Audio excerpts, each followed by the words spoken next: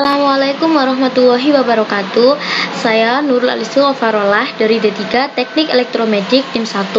Di sini saya akan mempresentasikan tugas perancangan peralatan medis dengan judul Wireless Baby Vital Sign Monitoring Parameter BPM dan SpO2.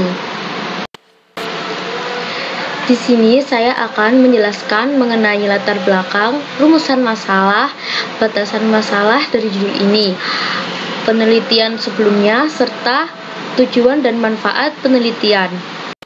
Yang menjadi latar belakang dari judul ini adalah memonitoring bayi yang lahir prematur pada baby inkubator, di mana alat monitoring merupakan alat yang berfungsi untuk memantau kondisi kesehatan pasien. Monitoring status kesehatan bayi merupakan hal yang sangat penting untuk dilakukan agar kita dapat mendeteksi adanya masalah kesehatan khususnya pada bayi prematur. Sehingga dengan hal ini diperlukan pemantauan khusus.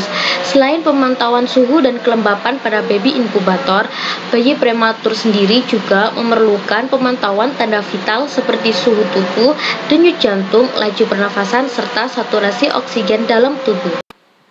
Lalu, perawat dalam kinerjanya ketika memonitor baby inkubator harus dilakukan secara konvensional, yaitu dengan mendatangi ruangan neonatal dan memonitoring satu persatu baby inkubator pada ruang neonatal untuk memeriksa perkembangan kondisi si bayi, sehingga menyebabkan efektivitas pelayanan rumah sakit menjadi terganggu. Untuk mengatasi kondisi tersebut, diperlukan alat monitoring baby inkubator dengan jarak jauh dan terdapat indikator saat angka pada parameter tidak normal, sehingga monitoring tetap dapat dilakukan meskipun perawat berada di ruangan berbeda. Pada penelitian sebelumnya, di tahun 2015, ada Angga Arsyad dengan judul Monitoring Baby Inkubator via Wireless dilengkapi Nurse Call. Dalam penelitian tersebut, masih hanya terdapat parameter BPM, suhu skin, dan indikator saat bayi ngompol. Lalu, pada tahun 2019, ada Kori Hidayati dan kawan-kawan dengan judul Sistem Monitoring Inkubator Bayi. Dalam penelitiannya, dibuat sebuah sistem monitoring menggunakan Bluetooth sebagai media komunikasi untuk monitoring. Untuk monitoring bayi, mereka masih menggunakan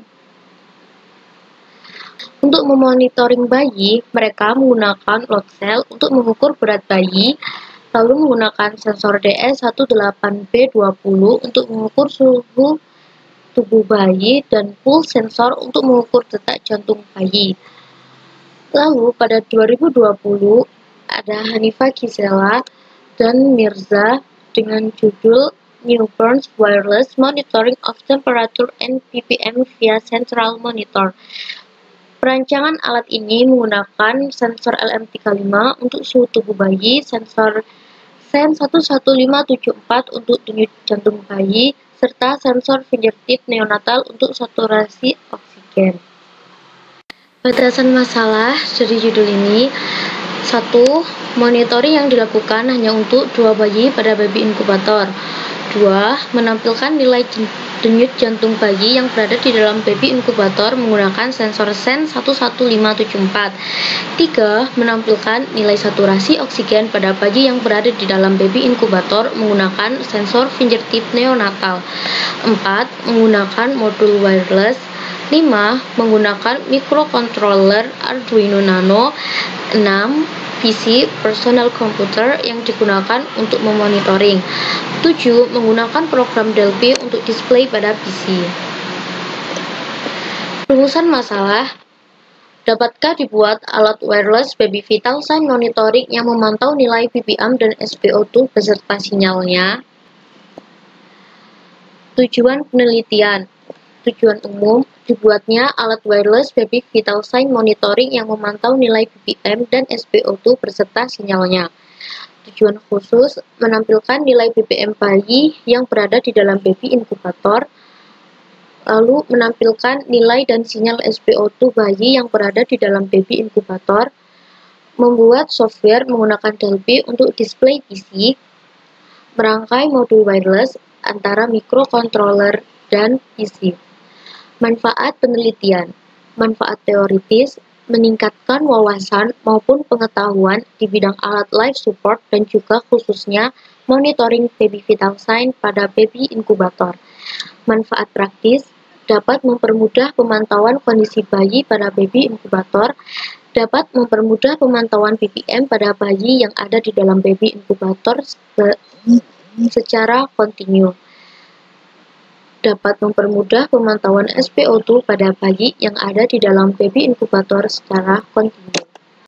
Saya juga akan menjelaskan dasar teori mengenai bayi prematur, baby inkubator, denyut jantung, saturasi oksigen, sensor SEN 11574, dan sensor fingertip neonatal. Bayi prematur.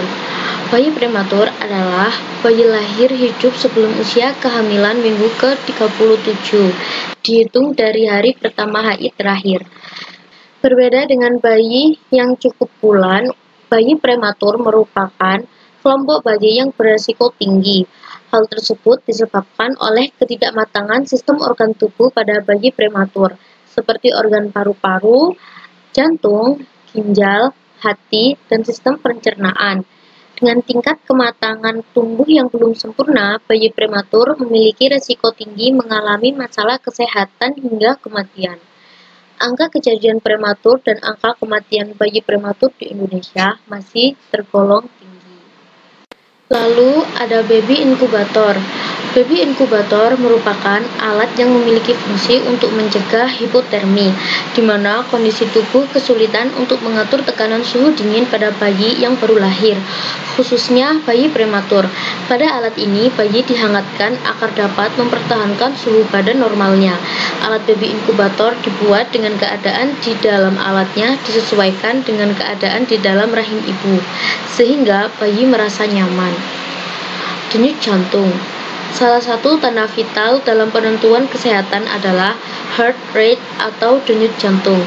Heart rate merupakan parameter kesehatan yang berhubungan dengan kesehatan sistem kardiovaskular manusia. Denyut nadi setiap orang akan bervariasi.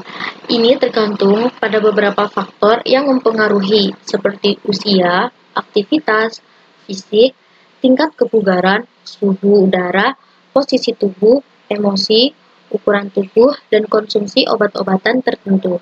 Pada bayi yang berusia kurang dari 1 tahun memiliki nilai BPM normal 100-160 kali per menit. Sensor SEN 11574. Sensor ini digunakan untuk mendeteksi denyut jantung. Cara kerjanya memanfaatkan cahaya. Saat sensor diletakkan di permukaan kulit, sebagian cahaya diserap atau dipantulkan organ dari jaringan, kulit, tulang, otot, dan darah. Ketika jantung memompa darah, dari setiap denyut yang terjadi timbul gelombang pulsa yang bergerak di sepanjang arteri dan menjalar ke jaringan kapiler tempat di mana sensor dipasang. Saturasi oksigen. Hemoglobin merupakan molekul protein di dalam darah yang dapat mengikat oksigen. Salah satu indikator yang sangat penting dalam suplai oksigen di dalam tubuh adalah oksigen saturasi atau SpO2. Karena oksigen saturasi bisa menunjukkan berapa persen hemoglobin yang mengikat oksigen, sehingga saat hemoglobin di dalam tubuh kekurangan oksigen, risiko pada kerusakan organ-organ penting di dalam tubuh dan kematian dapat ditanggulangi. Nilai normal saturasi oksigen adalah 95% sampai 100%, baik pada manusia dewasa ataupun bayi. Sensor fingertip neonatal. Finger sensor terdiri dari infrared, LED, dan fotodioda. Letak infrared dan LED dengan fotodioda berhadapan satu sisi di bawah ujung jari, dan di sisi lain terdapat pada punggung ujung jari. LED dengan panjang gelombang 650 nanometer dan infrared dengan panjang gelombang 950 nanometer memancarkan cahaya dan melewati jari tangan. Kemudian, hasil dari penyerapan cahaya ditangkap oleh fotodioda. Hasil fotodioda dipengaruhi oleh konsentrasi hemoglobin di dalam pembuluh darah. Jumlah cahaya yang diserap sebanding dengan konsentrasi hemoglobin dalam pembuluh darah. Dengan mengukur Seberapa banyak cahaya mencapai detektor cahaya, oximeter dapat mendeteksi seberapa banyak cahaya yang telah diserap. Lebih banyak hemoglobin di jari, maka lebih banyak cahaya yang diserap. Berikut blok diagram dari wireless baby vital sign monitoring. Berawal dari pasien. Lalu sensor SEN 15574 dan fingertip neonatal akan digunakan untuk mengambil data input berupa nilai BPM serta saturasi oksigen dari pasien. Saat sensor terpasang, akan mendeteksi denyut jantung per menit pada bayi serta saturasi oksigen, dan untuk mendapatkan nilai sadapan pada sensor, maka hasil akan diolah terlebih dahulu pada rangkaian PSA. Output dari rangkaian PSA ini akan dimasukkan dan diproses oleh microcontroller. Microcontroller sendiri diinput dengan program. Output microcontroller akan mengirim data yang telah diolah ke modul HC05. Pada saat di modul HC05, data akan dikirim via wireless ke PC. PC akan menampilkan data nilai, dan apabila data nilai yang terdeteksi kurang atau melebihi nilai normal, terdapat indikator yang akan menyala sebagai notifikasinya. Dan berikut adalah blok diagram alir dari wireless baby vital sign monitoring.